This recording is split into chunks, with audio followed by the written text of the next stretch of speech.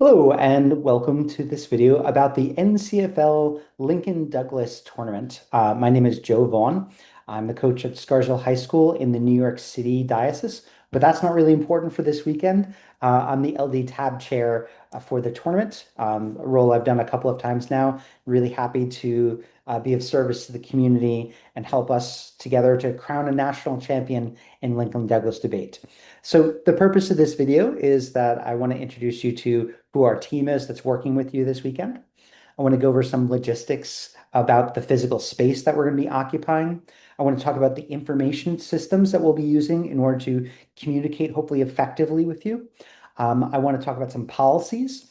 We're also going to talk about what the flow of a round looks like, as well as what the flow of the days are going to look like on Saturday and Sunday, since the organization is slightly different, and then what your role in all of this is. So before I do anything else, the very first thing I have to do is say thank you.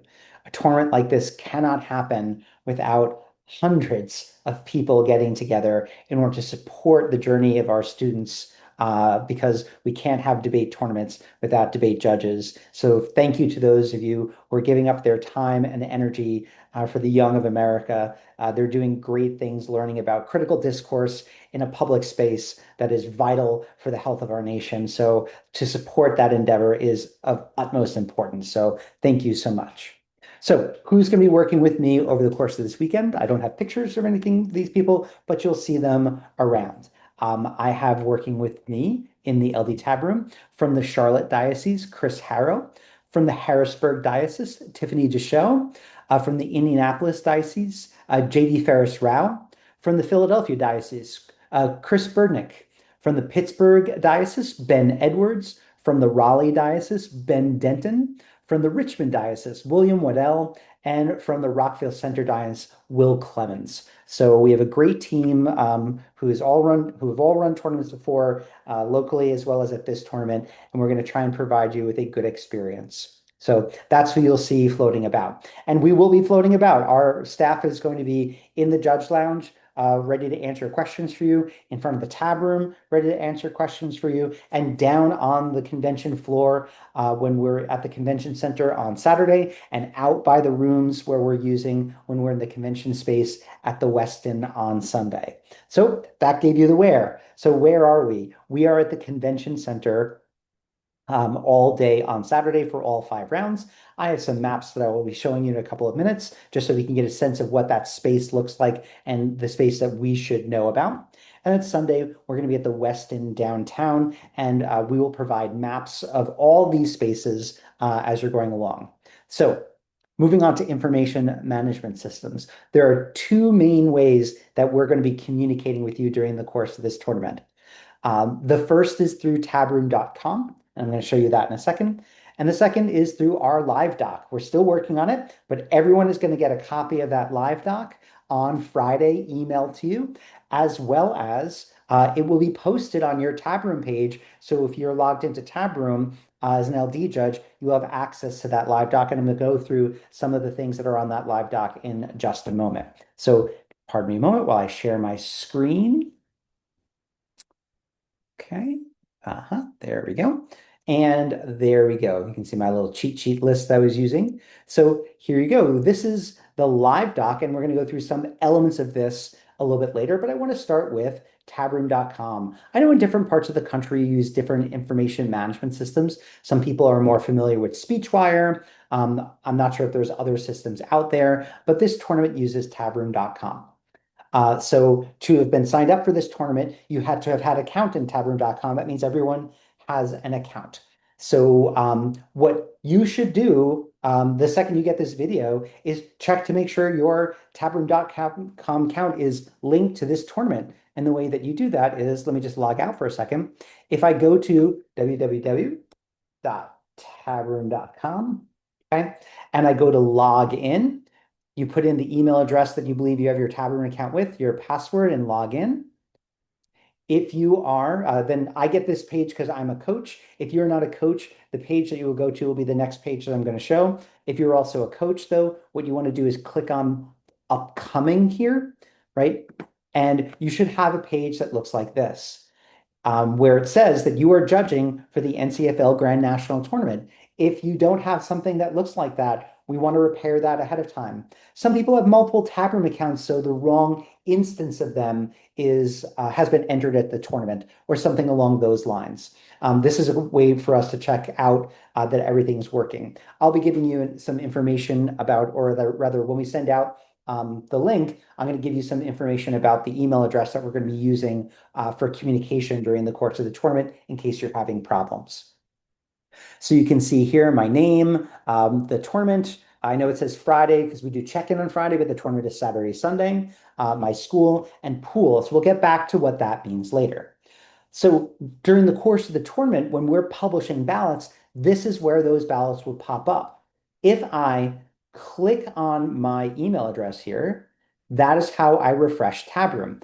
And then go here, if there's ballots, there we go. So if you get something from the Tabroom that says refresh Tabroom, I know with the internet, you think that that means this fun little button up here, but that's not what that means. I need to click on my login name, and then I will be brought to a place where my ballots would be. And if you have a ballot available and present at that time, there'll be a box that just says where, what room that's in, or what place in the convention center that's in, the timing of that, the teams, as well as a little green button or a rather pretty big green button that says acknowledge. And that acknowledge button is going to become very important for us all this weekend. Okay. So the other thing that I want to do is just quickly go through some things on our live doc. You can see our table of contents. Once again, this will be published for you, so you'll have access to it. Some great information. This bar up here is going to become really important during the course of the weekend. If we are running late or something's going that's slightly amiss, we're going to put things in that current status so that you know where we are in the tournament. You can see we start out with some information about where we are in the convention center, where we're going to be occupying for the Westin in terms of where the judge lounge is, where the tab room is. Here you can see our email address, NCFL LD Tabroom at gmail.com. So that's what we're going to be monitoring all the course of this weekend. And you can see all sorts of, we'll be occupying this with the internet information, as well as procedures about how to conduct a round. So that's there. Here's a very important one. We'll come back to this in a moment. The schedule is there. That's going to be really important. Judge expectations, as well as a speaker point scale. We'll come back to this in a couple of minutes. The timing for the Lincoln Douglas debate, the rules for evidence that are in our bylaws. All this really great information is in the live doc, as well as some resources that you can use for judging. But so we'll come back and we'll talk about some specific things there. But this live doc is a critical place for information. So while I have my screen shared, I'm going to go over to the map of the convention center. So when you come into the convention center at the street level, these three rooms here, 146A, B, and C will be made into one room. And this is going to be the judge lounge that we're going to be used for the weekend. And I'll have someone stationed in there from our team to answer questions. The LD tab room will be this room right here. And then these escalators right here are the ones that go down to the convention floor. Okay. Here's something that's going to be linked to the live doc. We, as LD, are going to be using the white rooms here. So that's all these. Remember that escalator that I showed you? That's right here. So we have the luck of coming right down off the escalator, and all of our rooms are right there. And this is going to be so neat. Our director of technology has done this really interesting thing. Like, let's say you get assigned to cubicle 1604, you'll be able to put that in, and they will literally plot you a path from the escalator over to that. So that's the magic that is Frank Riccobono. If you've never been to a tournament that Frank works at, well, it's a wonderful thing. We are so thankful for the work that Frank does to support tournaments in my region and here at the NCFL National Tournament. Right. So all of those maps are going to be on the live doc and available for you. I just wanted to give you a sense of what that's going to look like. So I'm going to stop sharing my screen now. All right. So to go through some more logistics in terms of what is Saturday going to look like. The first and most important thing I have to say is that registration, the coach of your squad is going to get a set of wristbands. you must be wearing a wristband in order to be in the convention center on Saturday and to get into the conference area on Sunday. Anyone not wearing a wristband is going to be asked to leave. So please make sure that you're getting that wristband and you're wearing it prominently displayed so that we know who's at our tournament is everyone that's supposed to be there. So Saturday, have to say it, Saturday of the NCFL tournament is one of the longest days of the speech and debate year. We're doing 5 prelims, double flighted in that day. So it is a heavy lift, and I understand it. I've lived it myself. I've judged this tournament a number of times before I started working it. So I just wanted to get you in that mindset that it is a long day. Okay, we have 180 debaters, meaning every round that we have 90 debates that are happening that are going to be organized into 45 rooms. Because in every room, we're going to have a double flight. So a round consists of 2 separate debates, the flight 1 and the flight 2. The way the math is working right now with the number of judges we have is that I think it's 94% of people will get 4 of the double flighted rounds, and an unlucky 6% will get all 5. So that's just the way the maths for this tournament, and I wanted to be upfront about that right at the start so everyone's aware of that. By the way, in a round where you're not directly assigned a round, you're still on standby until we release the pool in case something happens. So I've already showed you about the convention floor. So let's talk about what a double flighted round looks like, what's going on. I'm going to pull that schedule back up just so we could look at that again. So I'm going to share my screen again, go to this live doc and show you the schedule. So what's going to happen in a round is we're going to post the pairings, and we're going to try to post the pairings a half hour to the scheduled start of rounds. And we're definitely going to be able to do that for the first 2 rounds because we preset those rounds. So the first set of pairings is going to be released at 7 a.m. And so here's what we're going to have everyone do. At 7 a.m., everyone should log into tabroom.com and check to see if they have ballots. The notification system through Tabroom sometimes works, sometimes doesn't work. So if you're relying on Tabroom to tell you that you have a ballot, you may miss your ballot. We're putting on you the affirmative obligation at the pairing release times to go and to check on tabroom.com if you have ballots. You'll know if we're running late because we'll put that in that little black bar on the live doc that we would put a revised posting time of pairings. The start times for these rounds are going to remain the same. We're going to try and give a half hour prior, but if rounds are running late, we were going to abbreviate those the amount of time between the pairing posted and the start time of rounds just to keep this train going because there's a mass on Saturday evening that we want to be able to release people towards. So that's something that we have like a hard constraint about how late the day can go. So what we're asking is the second those pairings are released, you log into tabroom.com and on your flight 1 ballot, you click acknowledge.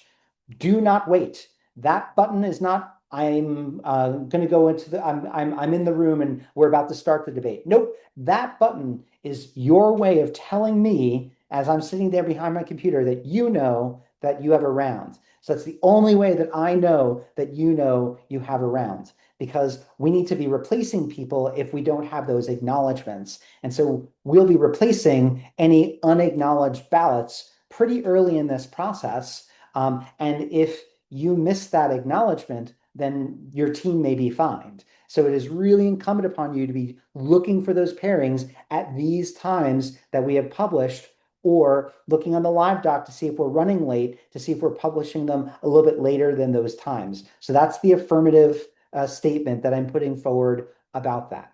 So what you'll do is you'll acknowledge your ballot immediately and then go to the room. A lot of people like pack up and they're like, oh, I'll do it when I get down there. Then they get lost and then they miss the acknowledge time. And then that creates all sorts of confusion. Nope, acknowledge it, then go to the room. And we want you in those rooms 10 minutes prior to the scheduled start time. My staff is going to be wandering around the convention floor, seeing who's there and who's not there, because we really need to be able to start those rounds on time. And we want everyone there before the scheduled start of the round, because there's some business you have to get done prior to the round starting that we don't want to be doing right at the time. So please, please, please, we want you to go to those norms. If you acknowledge your ballot but you're not in the room and we replace you, that's that's the same thing. You'd be fined for that as well. We don't want fines, right? This league is not interested in fines. We're interested in people judging debates. But it's a big operation, so it's really hard to deal with individual cases. So we're asking everyone to follow these norms. So, for example, for the first round, we'll release at 7 a.m. You hit acknowledge immediately. Then you go to your room at 7:20, and you'll have the children there in the room in order to get set up.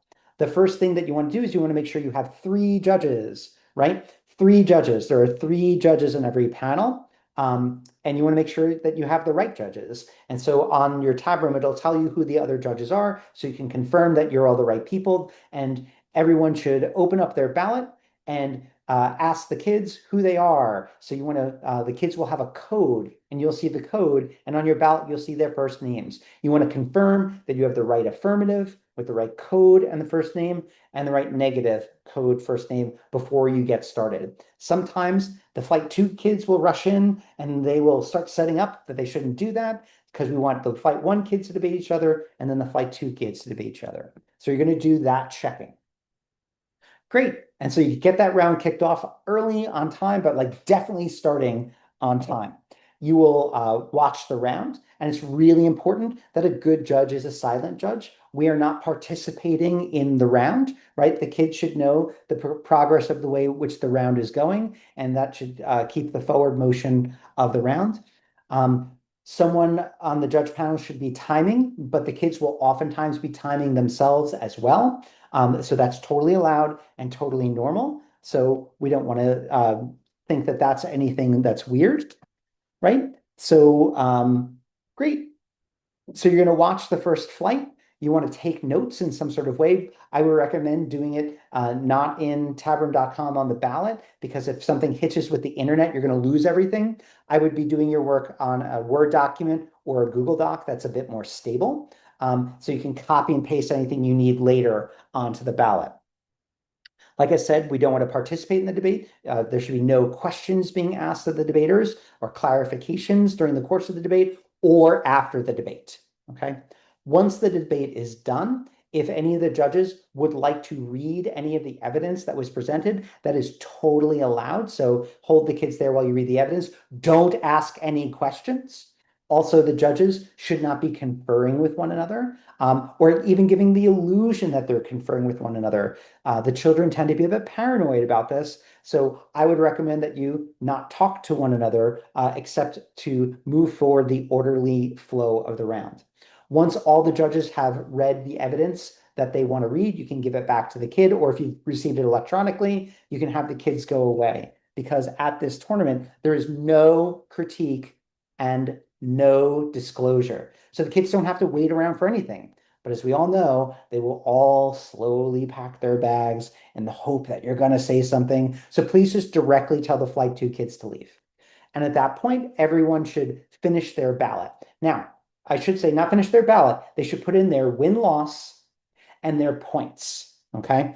And then confirm their ballot before they start round 2. You do not need to finish your reason for decision in your comments to the kids before moving on to the next debate. In fact, we would encourage you to do that a little bit later, unless you have it pretty much done that you're copying and pasting over, so we can move pretty expeditiously through this.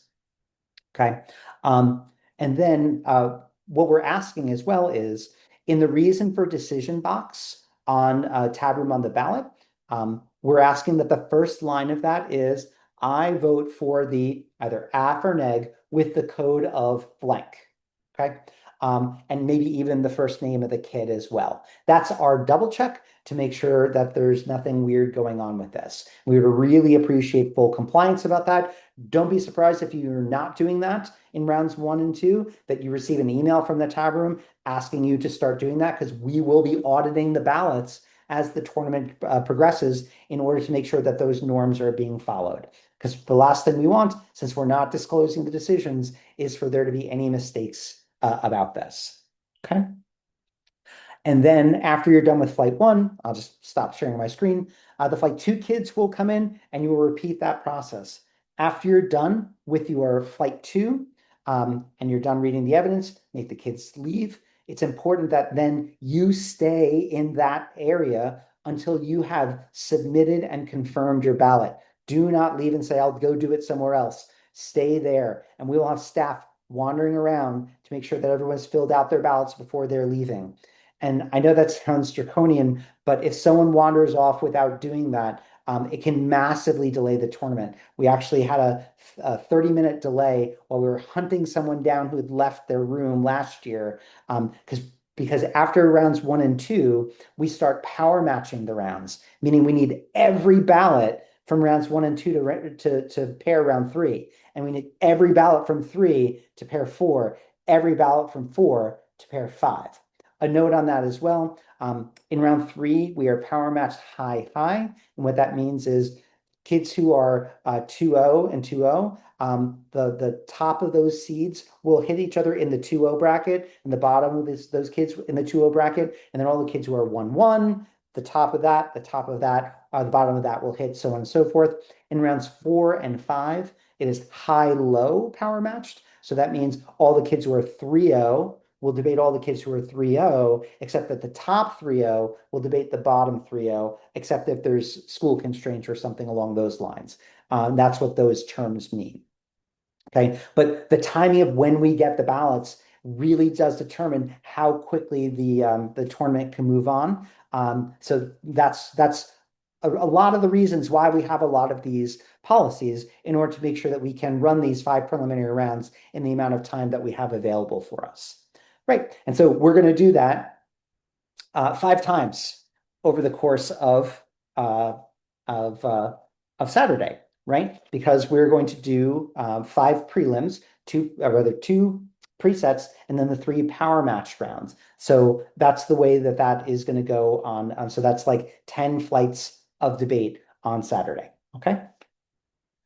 So let's just talk a little bit about how to or what happens during the course of a round in terms of judging.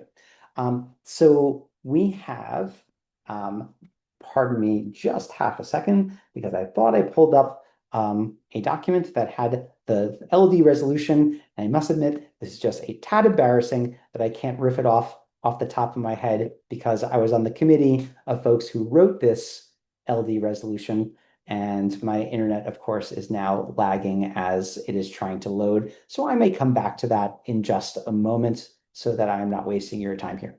There we go. Pardon me as I look for topics. I apologize. This is not okay. There we go. Great. Our LD topic is governments ought to consider healthcare to be a public good rather than a private commodity. Okay, so the important thing here about Lincoln-Douglas debate, it is a proposition of value. We're looking at big themes and ideas. That's sort of like the milieu of, or like the idea of the event in that area. People have some strongly held beliefs about these topics. What we're going to ask as a judge is that you take those beliefs about that and put them in a little box for the course of the weekend. Because what we're going to ask you to do is evaluate the debate between the 2 humans that are in front of you. The kids in front of you can only debate the arguments they're hearing from the other kids. They can't debate what's inside your head. So if you have like if a kid doesn't make this argument, they can't win sort of mentality, that's not really fair to that child. So that's a really important thing to understand about judging in Lincoln-Douglas debate, is that we're choosing which of those children did the best job in the context of that round, not who made the right argument or the wrong argument. It's how that clash of ideas, who did a superior job within the course of that round. Another thing is, in Lincoln-Douglas debate, there's a lot of feelings that there are all these tremendous number of rules. That's generally not true.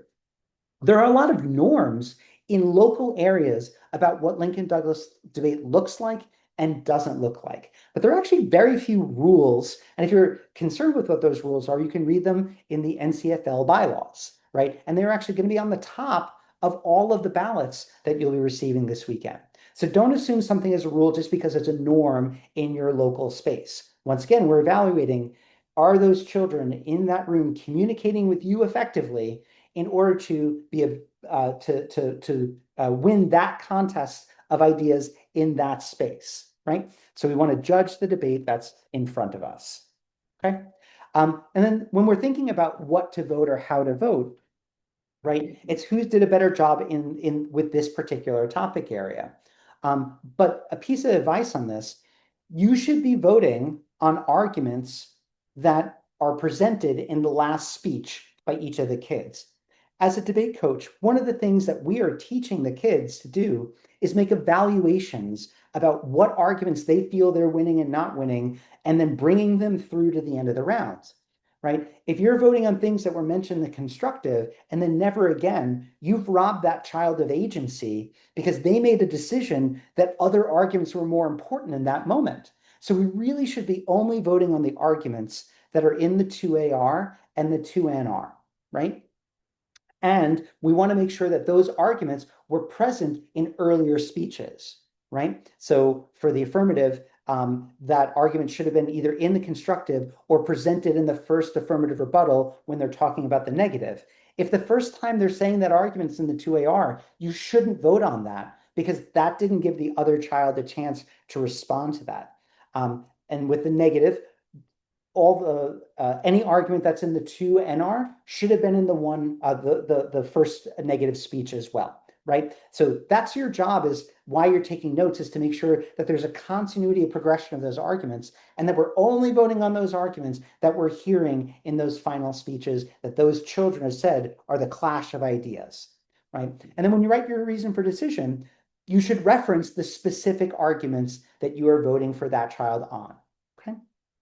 So, like I said, we're trying to teach the kids to make decisions in rounds, and so we want to honor those decisions by using that idea. At the end of the round, you're going to decide a winner and loser. There are no ties. We must have a winner, and we must have someone getting the loss for that round. And you have to assign speaker points. So all across the country, there are a lot of different norms about how speaker points are assigned.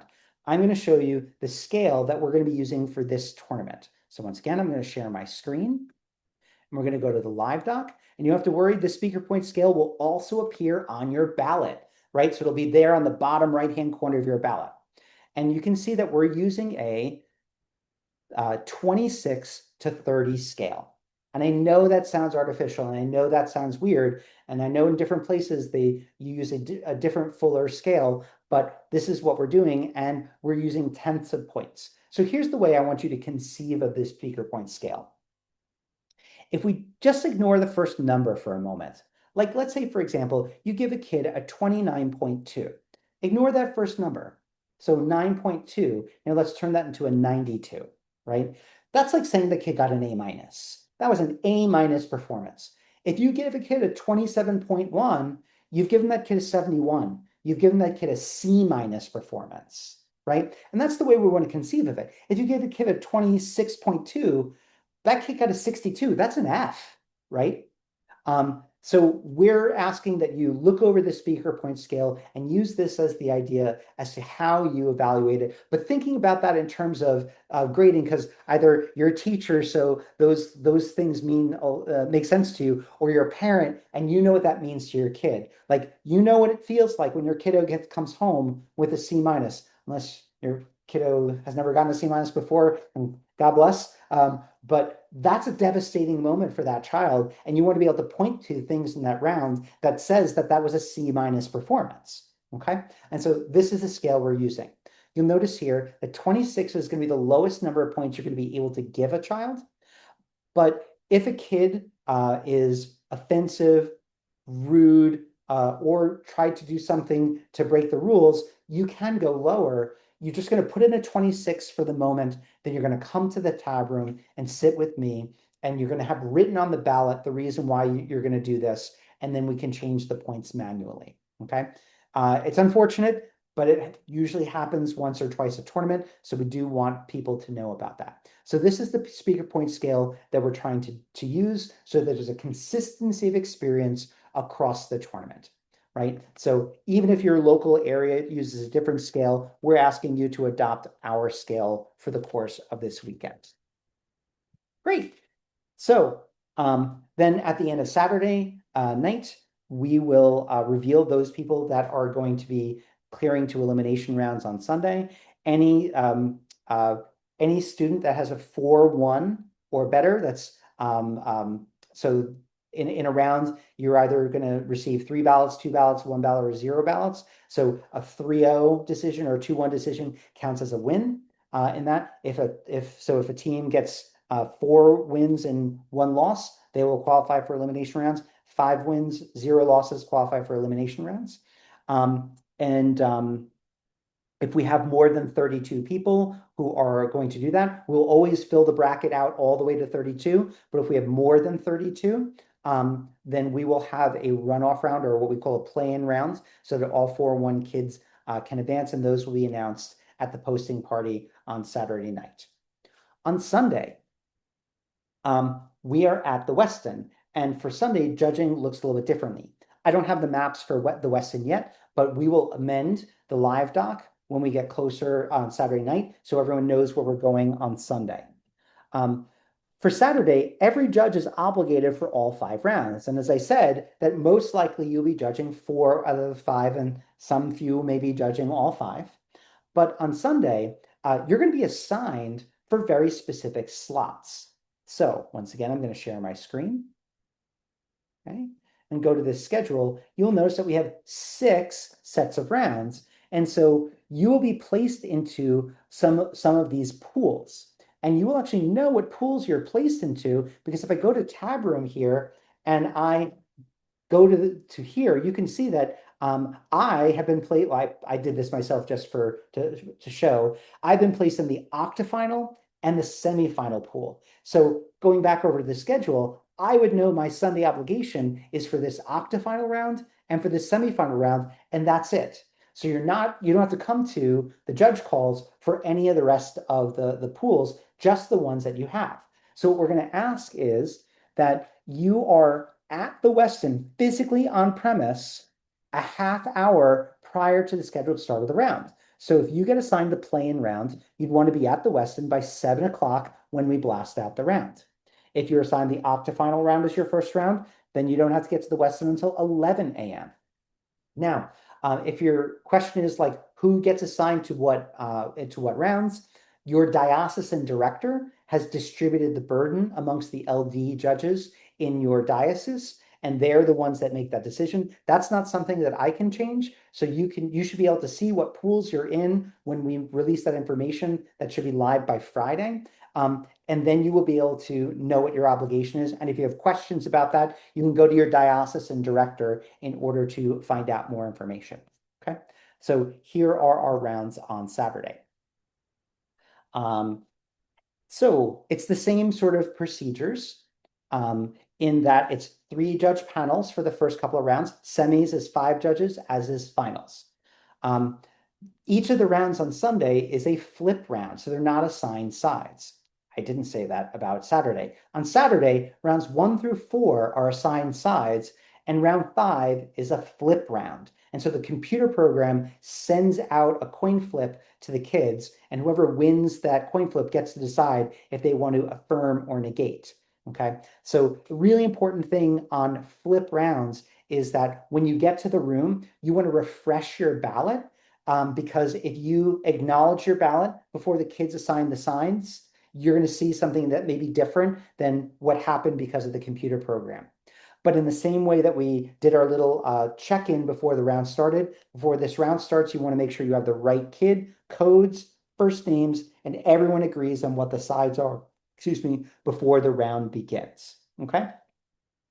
Same procedures. A good judge is a quiet judge. We're not going to participate in the round. And at the end of the round, send the kids on their merry way after you get any evidence that you want to read. Once again, no critique, no disclosure. What will happen is after all of the rounds from that given slot are done, I will blast out what the results of those rounds are so the kids know that they're going to continue. Okay, so when I blast out ballots, let's say I'm in the play-in round in my pool, I blast out at 7 o'clock and I magically don't get a ballot. What do I do? Well, you're not free yet. Anyone who doesn't get a ballot is going to report to our judge holding room, which is going to be the Potomac Grand Ballroom 3 at the Westin, so that in case we need to do replacements, that you're there. If I go into that room to do a replacement and I call your name to replace the judge and you're not there, that's the same thing as never as having been assigned the round initially and failing to do that assignment. You will be fined and replaced. So we really do need everyone who's in that pool, if you don't get a ballot, to go to that room. And I know once again that sounds draconian, but there are a lot of constraints on who's allowed to judge those rounds because you can't judge kids that you've seen before. I have to deal with regional diversity. We have diocesan constraints, and so there you may think that there's this massive pool of judges, but of that massive pool, there might only be 5 that could judge that one round. And so we really have to make sure we have as many options as possible so we can provide the best experience as possible to the students. And then we will be very conscientious with releasing that pool of folks as soon as we know that all of those rounds have started. Last year, we had the judge pool was phenomenal and amazing. I think the latest we ever released the judge pool was 4 minutes after the scheduled start of the round because people showed up, got their ballots, went to the rooms, and we were able to say these rounds have started. Thank you for your service, and let people go. But the important thing here is, once again, I want to thank you again for what we're about to do. And as a TAB staff, we are committed to OpenSea transparency and communication. And that's why the staff is going to be out and present with you so that you can get your questions answered in a timely fashion if you need them answered. Okay, and so with that, that's our welcome video. We're not having an opening meeting. We used to, I don't know if anyone's been to this tournament before, but that first round always was blasted out at 7, and we used to have this meeting at 6:15 a.m. in order to go over the things that I've just made in this particular video. So we're trying to be as mindful of your time and make the experience as easy as we can while still giving full service to what we need to do in order to crown a national champion. So on behalf of the NCFL, I look forward to working with you this weekend, and I will see you in DC.